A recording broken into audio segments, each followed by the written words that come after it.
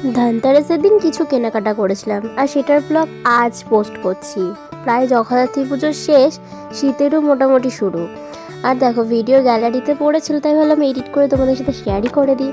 So hello beautiful people, তোমার সবাই কেমন আছো? আশা করি খুব ভালো আছো। আমি ভালো নেই, আমার খুবই ঠান্ডা লেগে গেছে, গলা শুনে বুঝতেই পারছো। ধনতেরাসের দিন তো সবাই মোটামুটি সোনা গয়না সবই কিনেছো। আমি ধনতেরাসের আগের দিন কিছু কিনতে গেছিলাম।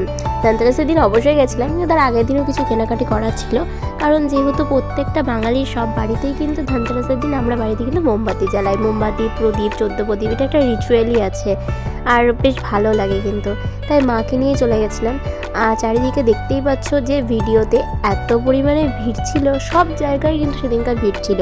আর সোনা গয়নার দোকানে তো ঢোকার তো কোনো চান্সই নেই, মানে ধনতেরাসের আগের দিনের কথা বলছি। তাহলে ভাবো যে ধনতেরাসের দিন কীভাবে ভিড় হতে পারে, মানে কী পরিমাণ। আর হয়েছিলও, তাই বলছি আর কি। তো যাই হোক, মায়ের সাথে গেছিলাম, কিছু ঘরের কেনাকাটা করার ছিল।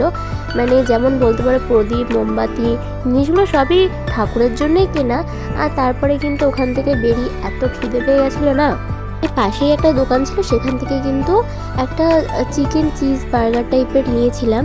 আমার না ঠিক মনে নেই, আর অনেক দিন পরে আমি ভয়েস দিচ্ছি তো, আর গলা শুনে হয়তো বুঝতেই পারছো যে খুবই বাজে লাগছে ভয়েসটা শুনতে। জানি খুবই ঠান্ডা লেগেছে। তো যাই হোক, খেতে কিন্তু বেশ ভালো ছিল। আর এইটা যেই ঠাকুরটা দেখছো, এটা কিন্তু সেই চ্যালেঞ্জের মোড়ের ঠাকুর, আমাদের কৃষ্ণনগরে হয়, খুব ফেমাস কিন্তু। হয়তো যারা কৃষ্ণনগরে জানো বা কৃষ্ণনগর থেকে যারা ভিডিও দেখছো তারা হয়তো সবাই জানো। আর এখান থেকে নিয়ে নিয়েছিলাম কিন্তু 14 শাক।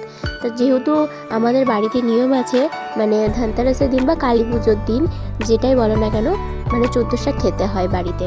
তাই সেটারই একটা নিয়ম ছিল, তাই ওখান থেকে দেখতে পেয়েই কিন্তু কিনে নিয়েছিলাম 14 শাক। আর তারপরে কিন্তু মা এদিকে লাইটিংগুলো দেখছিলো। এবছর না আমার বাড়িতে একদমই লাইট লাগানো হয়নি, কারণ আমার বাবা যেহেতু কাজের সূত্রে বাইরে থাকে, তাই আর আমি তো পারি না, তাই আর লাইট লাগানো হয়নি। তো এবারটা খুব বাজেই গেছে যদিও বা, মানে প্রত্যেক বছর মানে দিওয়ালিতে ঘরে লাইট জ্বলবে বাড়িতে, এটাই তো বেশ ভালো লাগে। তো দেখা হবে নেক্সট অন্য কোনো নতুন কোনো ব্লগে।